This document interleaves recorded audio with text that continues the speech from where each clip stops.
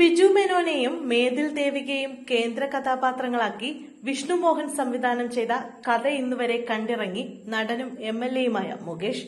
വളരെ നല്ല ചിത്രം.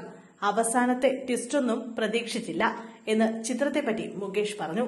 ചിത്രത്തിലെ നായികയായ പുതുമുഖം മേതിൽ ദേവികയുടെ പ്രകടനത്തെപ്പറ്റി ചോദിച്ചപ്പോൾ നായിക എന്റെ ഭാര്യയാണ് എന്നായിരുന്നു മുകേഷിന്റെ തമാശ നിറഞ്ഞ മറുപടി.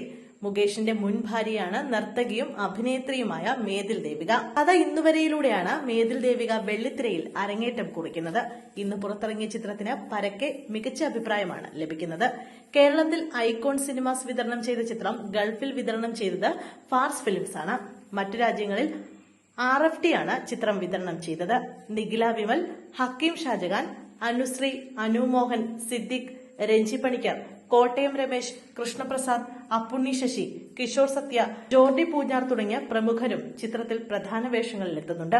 വിഷ്ണു മോഹൻ സ്റ്റോറീസിന്റെ ബാനറിൽ വിഷ്ണു മോഹനും ഒപ്പം ജോമോൻ ജോൺ, ഷമീർ മുഹമ്മദ്, ഹാരിസ് ദേശം, അനീഷ് PB, കൃഷ്ണമൂർത്തി എന്നിവരും ചേർന്നാണ് കഥ ഇന്നുവരെ നിർമ്മിക്കുന്നത്.